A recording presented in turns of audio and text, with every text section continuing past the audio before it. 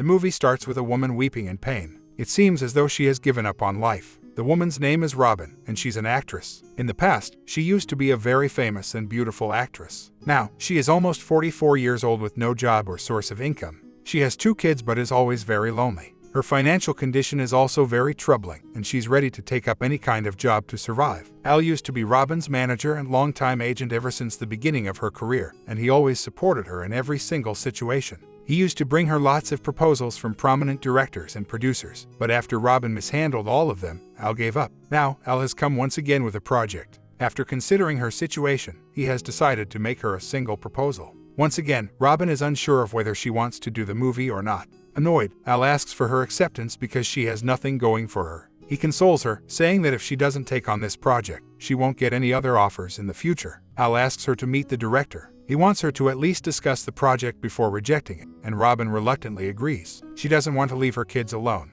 Just then, Robin's daughter comes up to them and apologizes for barging in. She tells Robin that she should come with her at that very second because Aaron, Robin's disabled son, is in trouble. Scared, the two ran out of the house and into the backyard. There, Robin asks her daughter, Sarah, about what had happened. Sarah tells her that airport security has contacted her. Robin understands what's going on and runs outside to see her son, Aaron, flying a paper kite.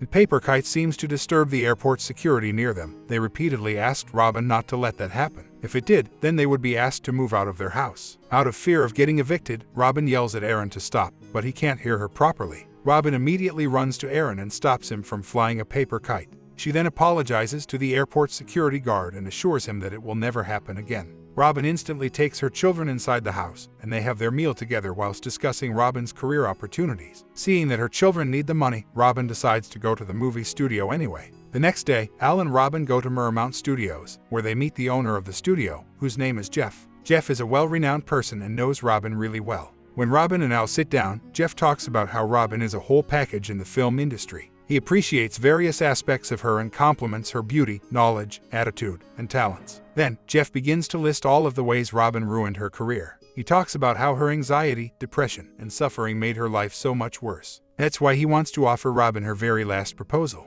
Robin is shocked as to why this might be her last movie offer because she hasn't even hit 45 years of age yet.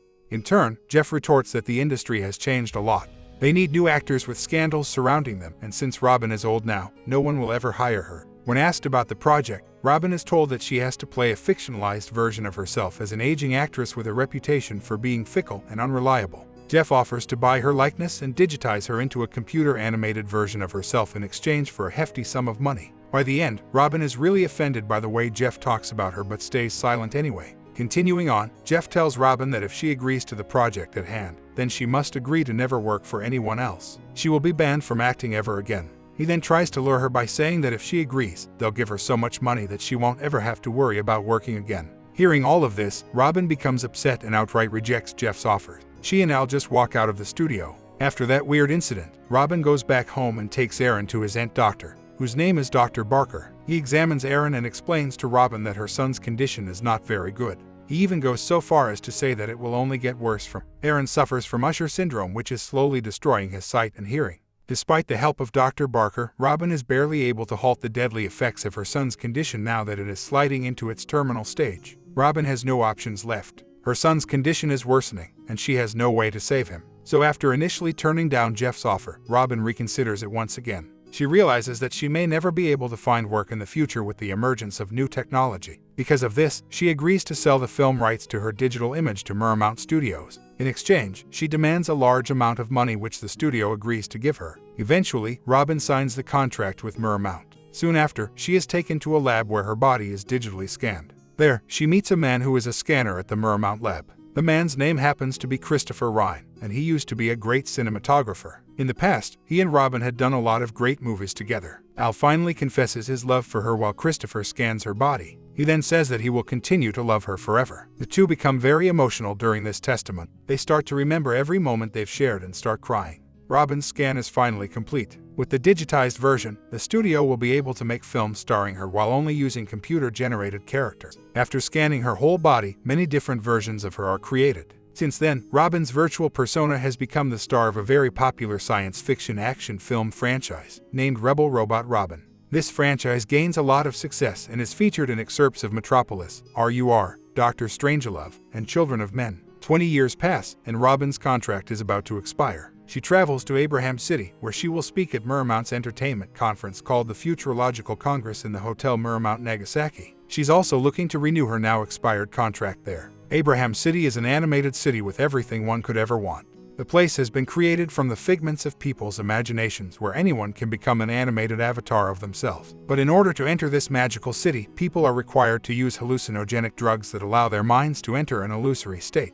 In this animated world, people can become anything they want to be. Due to this, lots of famous personalities, like Michael Jackson, Marilyn Monroe, Clint Eastwood, and the Egyptian god Horus, are seen at the Congress. Robin goes to renew her contract, and while doing so, she learns that the studio has developed a new technology that will allow anyone to transform themselves into her. Robin is shocked to hear that but agrees to the deal anyway. Halfway through, she has a mental crisis and starts to think that no one should be turned into a product.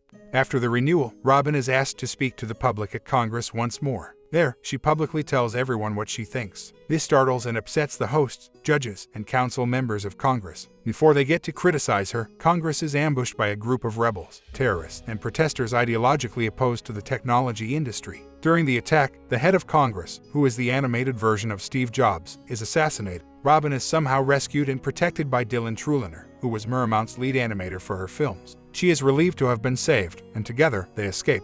Her escape doesn't guarantee her safety, and she is captured by the Murmount police. While getting arrested, Robin ends up seeing her daughter, Sarah, in the animated world. She screams out to Sarah, but Sarah doesn't recognize her at all. Robin is finally taken into full custody, where she is executed by Jeff as a punishment for rejecting the offers from Murmount and Congress. While still inside this animated world, Robin wakes up on a hospital bed. A group of doctors huddle around her and discuss her case. One of the doctors even reveals that when Robin was found, she pleaded with her rescuers to execute her. After hearing it all, the doctors decide that Robin has been badly affected by the hallucinogen, so she must be frozen until a treatment for her condition can be found.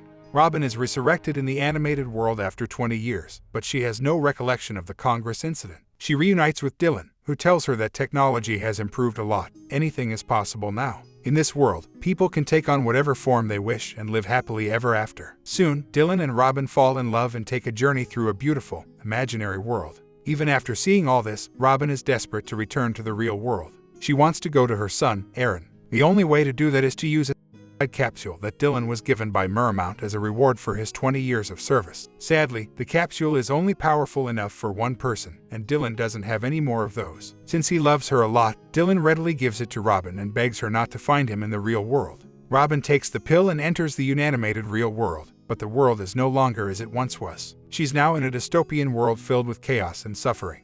All the inhabitants there are in a pitiful condition. Robin wants to find Aaron as soon as she can. That's when she finds a very sick girl who is about to die. Robin is disheartened to see her suffering and asks her if there are any doctors left in this world. The girl responds that there are, but they live above them. The rich people cope with the real world by hovering over the ruined cities in large airships. Robin realizes that Dr. Barker must be up there too, so she immediately goes there. On the ship, everyone looks at her as though she's not from the real world. Finally, she goes up to a man and asks him if he knows about Dr. Barker. The man replies that he does and tells her about the airships he lives in. With that information, Robin finds Dr. Barker, who's shocked to see her in the real world. The two hug each other tightly. That's when Dr. Barker reveals the state of the real world. Most people have left their real lives and escaped to their existence in the animated world.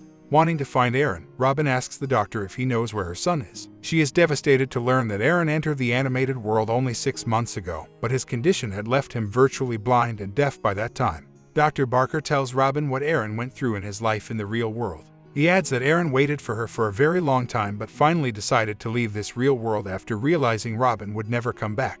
Because Aaron likely created a new identity for himself in the animated world, there is no way for anyone to find him. Hearing this, Robin becomes numb and starts to sob. She had come back to the real world just for her son. She had left Dylan there only to realize that she had lost Aaron as well. Dr. Barker tries to console her, but it doesn't work. Eventually, Robin decides to go back to the animated world in order to meet Dylan again. Dr. Barker then tells her she can't go back in time.